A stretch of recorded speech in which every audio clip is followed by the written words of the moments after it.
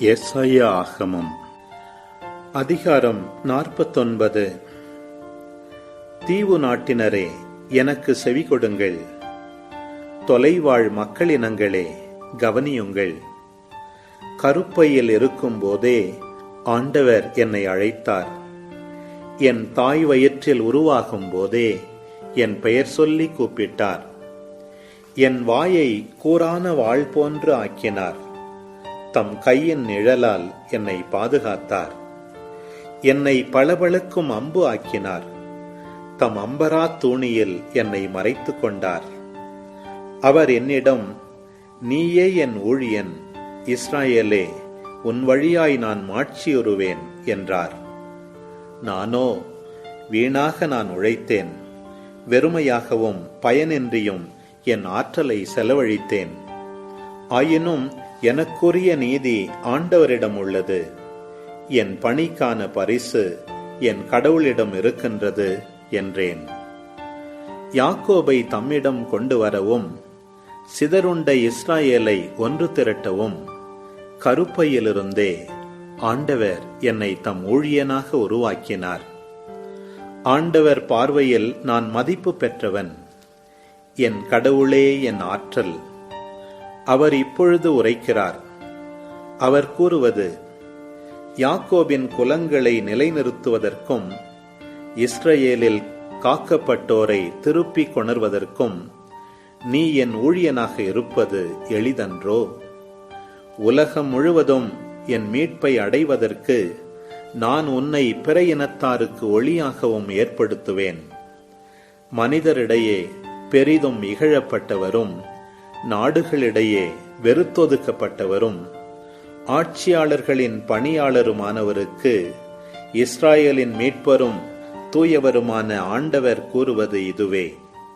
உண்மையுள்ள ஆண்டவரை முன்னிட்டும் உம்மை தேர்ந்து கொண்ட இஸ்ராயேலின் தூயவர் பொருட்டும் அரசர்கள் உம்மை கண்டு எழுந்து நிற்பர்.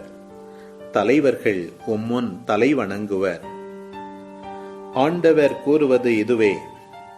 தகுந்த வேளையில் நான் உமக்கு பதிலளித்தேன். விடுதலை நாளில் உமக்கு துணையாயிருந்தேன்.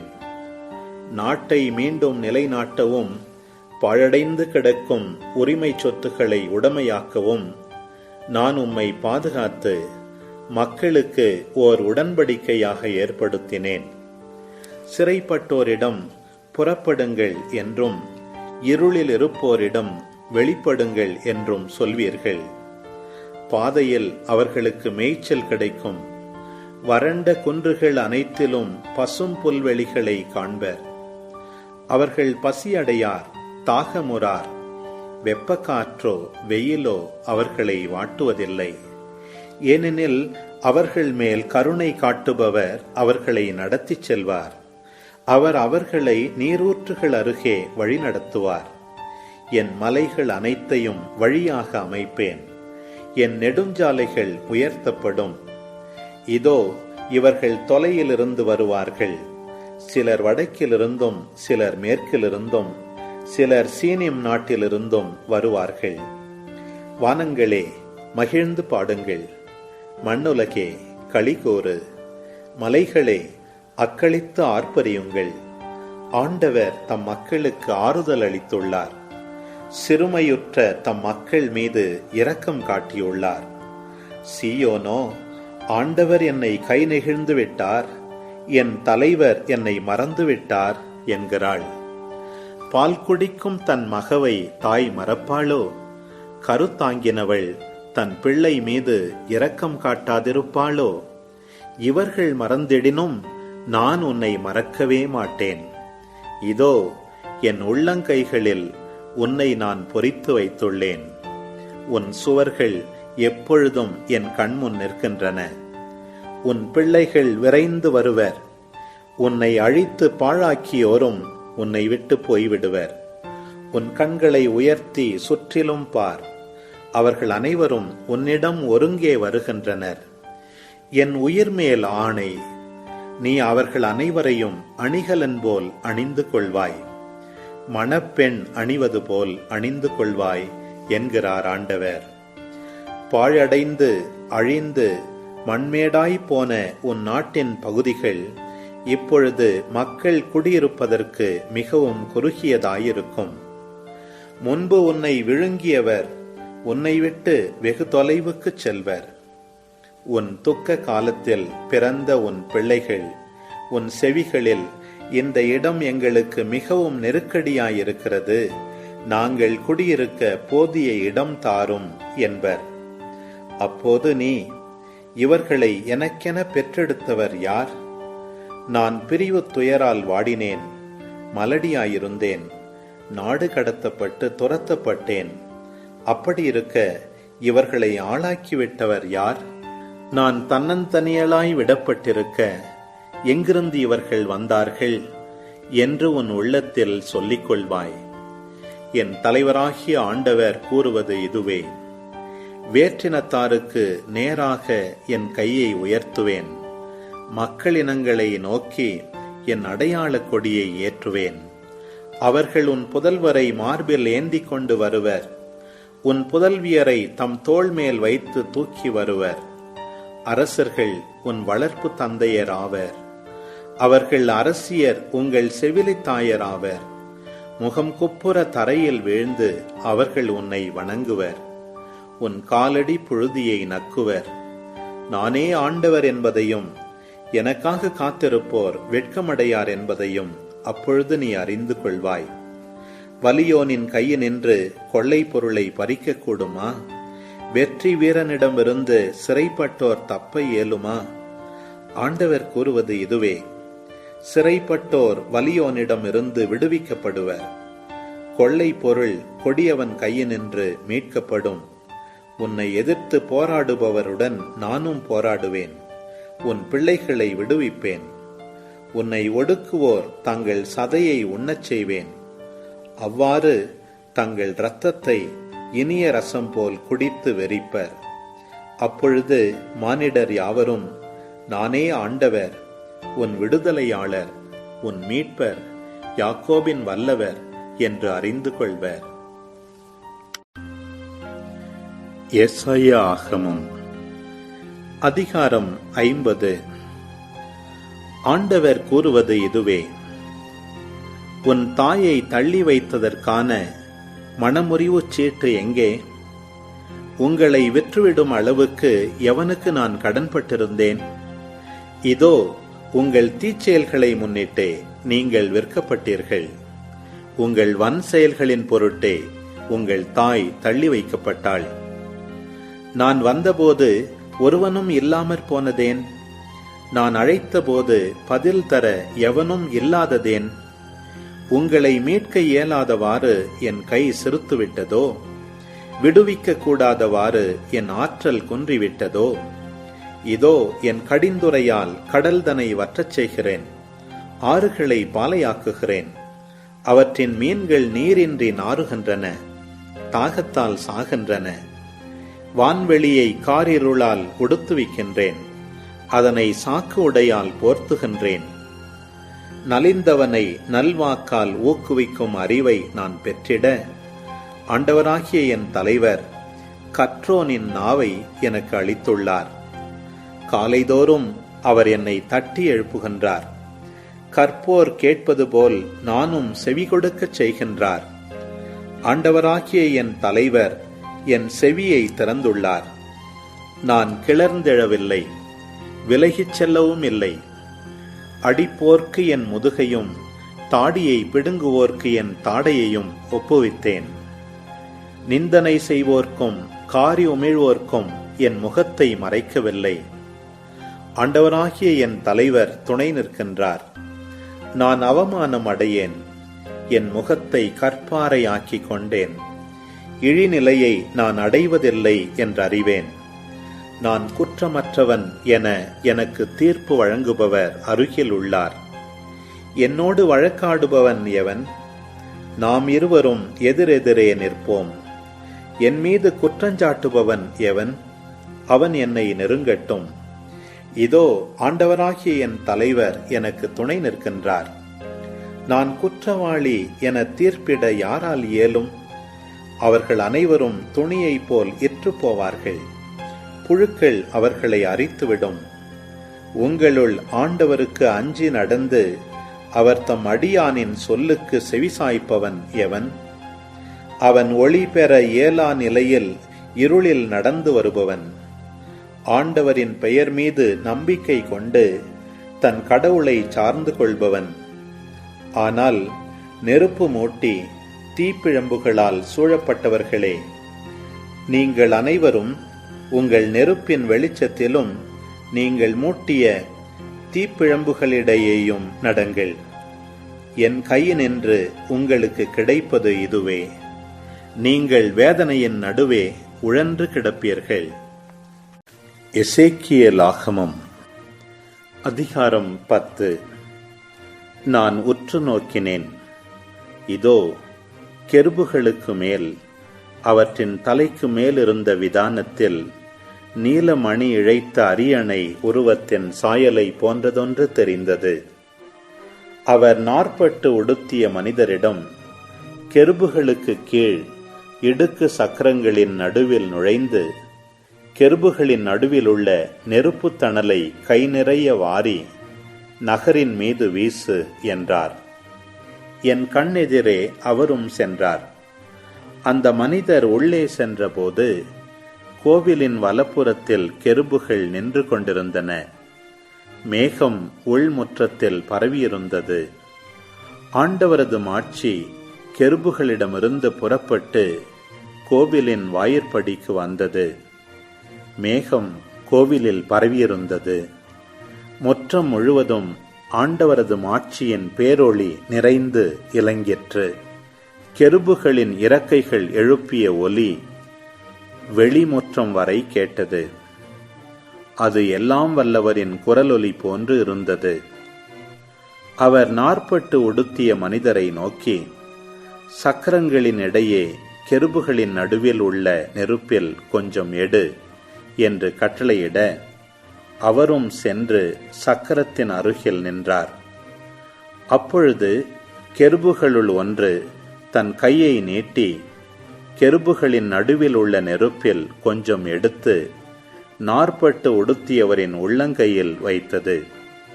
அவரும் அதை எடுத்துக்கொண்டு வெளியே சென்றார். கெருபுகளின் இறக்கைகளின் கீழ் மனித கையின் சாயல் காணப்பட்டது. இதோ கெருபுகளின் அருகில் 4 சக்கரங்களை கண்டேன். ஒவ்வொரு கெருபின் அருகிலும் ஒரு சக்கரம் இருந்தது. சக்கரங்கள் மரகத கல்லின் நிறத்துடன் தோன்றின. அவை 4ம் ஒரேவித தோற்றம் கொண்டிருந்தன. சக்கரத்துக்குள் சக்கரம் இருப்பது போல் தோன்றின. அவை இயங்குகையில் எப்பக்கமும் திரும்பாமல் நாற்றிசையிலும் செல்லக்கூடியவை. முன் சக்கரம் நோக்கும் திசையில் மற்ற சக்கரங்களும் திரும்பாமல் சென்றன. கெருபுகளின் உடல் முழுவதும் முதுகு, கைகள், இறக்கைகள், சக்கரங்கள், அதாவது 4 சக்கரங்கள் கண்களால் நிறைந்திருந்தன. சுழல் சக்கரங்கள் என்று அவை அழைக்கப்பட்டதை நான் கேட்டேன். ஒவ்வொன்றுக்கும் 4 முகங்கள் இருந்தன. முதலாவது எருது முகம், இரண்டாவது மனித முகம், மூன்றாவது சிங்க முகம், 4வது கழுகு முகம். அப்பொழுது கெருபுகள் மேலெழுந்தன. கெபார் ஆற்றோரம் நான் கண்ட உயிரினங்கள் இவையே. கெருபுகள் சென்றபோது சக்கரங்களும் அவற்றோடு சென்றன. கெருபுகள் நிலத்திலிருந்து மேலெழும்ப தங்கள் இறக்கைகளை விரித்தபோது சக்கரங்கள் திரும்பாமல் அவற்றுடன் இருந்தன. அவை நின்றபோது இவையும் நின்றன. அவை எழுந்தபோது இவையும் எழுந்தன. ஏனெனில் அவ்வுயிரினங்களின் ஆவி இவற்றில் இருந்தது. ஆண்டவரது மாட்சி கோவிலின் வாயிற்படியை விட்டு கெருபுகளின் மேல் வந்து நின்றது. என் கண்ணெதிரே கெருபுகள் தங்கள் இறக்கைகளை விரித்து நிலத்தினின்று மேல் எழுந்தன. அவை சென்றபோது சக்கரங்களும் அவற்றுடன் சென்றன. ஆண்டவரது இல்லத்தின் கிழக்கு நுழைவாயிலில் அவை நின்றன. இஸ்ரவேலின் கடவுளது மாட்சி அவற்றின் மேல் இருந்தது. கெபார் ஆற்றோரம் இஸ்ரவேலின் கடவுளுக்கு கீழே நான் கண்ட உயிரினங்கள் இவையே. அவை கெருபுகளே என்று நான் தெரிந்து கொண்டேன். அவை ஒவ்வொன்றுக்கும் 4 முகங்களும் 4 இறக்கைகளும் இருந்தன. அவற்றின் இறக்கைகளின் கீழ் மனித கைகளின் சாயல் இருந்தது. அவற்றின் முகச்சாயல் கெபார் ஆற்றோரம் நான் கண்ட முகங்களை போன்றே தோன்றிற்று. அவை ஒவ்வொன்றும் நேர்முகமாகச் சென்றன. எசேக்கியேல் ஆகமம் அதிகாரம் 11. பின்னர் ஆவி என்னை தூக்கி ஆண்டவரது இல்லத்தின் கிழக்கு நோக்கி இருக்கும் கீழை வாயிலுக்கு கொண்டு வந்தது. அவ்வாயிற்பகுதியில் 25 பேர் இருந்தனர். அவர்கள் நடுவே மக்கள் தலைவர்களான அசூரின் மகன் யாசனியாவையும் பெனாயாவின் மகன் பெலற்றியாவையும் கண்டேன். அவர் என்னை நோக்கி, மானிடா, இந்நகரின் கெடுதலானவற்றை திட்டமிடுபவர்களும் தீய அறிவுரை கூறுபவர்களும் இவர்களே. வீடு கட்டும் காலம் அருகில் உள்ளது அன்றோ? இந்நகர் ஒரு பாண்டம், நாமோ இறைச்சி என அவர்கள் சொல்கிறார்கள். ஆகவே அவர்களுக்கு எதிராக இறைவாக்குரை, மானிடா, இறைவாக்கு உரை என்றார். அப்போது ஆண்டவரது ஆவி என் மீது இறங்கியது. ஆண்டவர் என்னிடம் கூறியது, நீ சொல், ஆண்டவர் கூறுவது இதுவே. இஸ்ரவேல் வீட்டாரே, நீங்கள் எவ்வாறெல்லாம் எண்ணுகிறீர்கள்? உங்கள் உள்ளத்தில் உள்ளதை நான் அறிவேன். நீங்கள் இந்நகரில் பலரை கொலை செய்துள்ளீர்கள். இதன் தெருக்களை கொலையுண்டவர்களால் நிரப்பினீர்கள். ஆகையால் தலைவராகிய ஆண்டவர் இவ்வாறு கூறுகிறார், உங்களால் கொலை செய்யப்பட்டு இதனுள் போடப்பட்டவர்கள்தான் இறைச்சி. இந்நகர் ஒரு பாண்டம், உங்களையோ நான் இதனுள் இருந்து வெளியேற்றுவேன். வாளுக்கு நீங்கள் அஞ்சினீர்கள், ஆனால் வாளையே உங்கள் மீது கொணர்வேன் என்கிறார் தலைவராகிய ஆண்டவர். நான் உங்களை இந்நகரினின்று வெளியேற்றி உங்களை மாற்றாரிடம் கையளித்து உங்களுக்கு எதிராக தீர்ப்பு வழங்குவேன். உங்களுக்கு நான் வழங்கும் தீர்ப்பு, நீங்கள் இஸ்ராயேலின் எல்லையில் வாளால் வீழ்வீர்கள். அப்போது நானே ஆண்டவர் என்பதை அறிந்து கொள்வீர்கள். இந்நகர் உங்களுக்கு ஒரு பாண்டமாக இராது, நீங்களும் இதிலுள்ள இறைச்சியாக இருக்க மாட்டீர்கள். இஸ்ராயேலின் எல்லையில் நான் உங்களை தீர்ப்பிடுவேன்.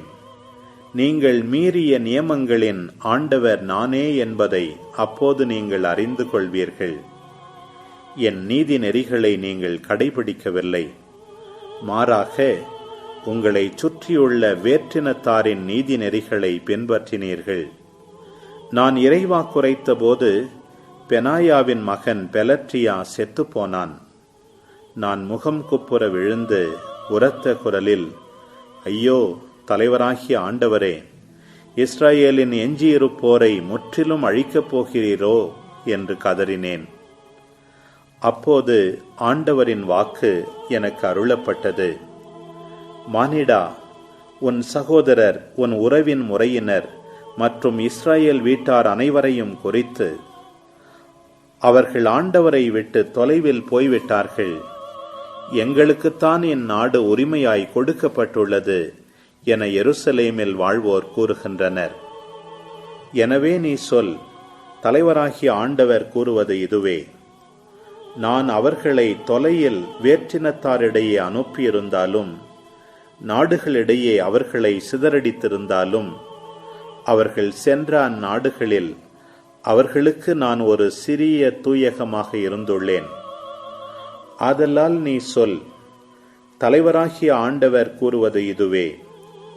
நான் உங்களை மக்களினங்களிடையே இருந்து கூட்டிச் சேர்த்து நீங்கள் சிதறுண்டிருக்கும் நாடுகளினின்று உங்களை ஒன்று சேர்த்து இஸ்ரவேல் நாட்டை உங்களுக்கு தருவேன். அவர்கள் அங்கு வந்ததும் வெறுக்கத்தக்க எல்லாவற்றையும் அருவருப்புகள் அனைத்தையும் அதனின்று களைவார்கள். அவர்களுக்கு நான் வேறோர் இதயத்தையும் புதியதோர் ஆவியையும் வழங்குவேன். கல்லான இதயத்தை அவர்கள் உடலினின்று களைந்துவிட்டு சதையாலான இதயத்தை அருளுவேன். அப்போது அவர்கள் என் நியமங்களின்படி நடப்பார்கள். என் நீதி நெறிகளுக்கு செவி கொடுத்து அவற்றை கடைபிடிப்பார்கள். அவர்கள் என் மக்களாயிருப்பார்கள், நான் அவர்கள் கடவுளாயிருப்பேன். ஆனால் வெறுக்கத்தக்கவற்றையும் அருவருப்புகளையும் நாடிச் செல்லும் இதயம் கொண்டவர்களின் வழிமுறைகளை அவர்களின் தலைமீதே சுமத்துவேன் என்கிறார் தலைவராகிய ஆண்டவர். கெருபுகள் தங்கள் இறக்கைகளை விரிக்க சக்கரங்களும் அவற்றுடன் எழுந்தன. இஸ்ரவேலின் கடவுளது மாட்சி அவற்றின் மேல் இருந்தது. ஆண்டவரது மாட்சி நகரின் நடுவினின்று எழுந்து நகருக்கு கிழக்கே உள்ள மலை மீது போய் நின்றது. அப்போது இறை காட்சியில் ஆவி என்னை தூக்கி கல்தேயாவிலிருந்த நாடு கடத்தப்பட்டோரிடம் கொண்டு சென்றது. பின்னர் நான் கண்ட காட்சி என்னை விட்டு அகன்றது. நானும் ஆண்டவர் எனக்கு காண்பித்த அனைத்தையும் நாடு கடத்தப்பட்டோரிடம் எடுத்துச் சொன்னேன்.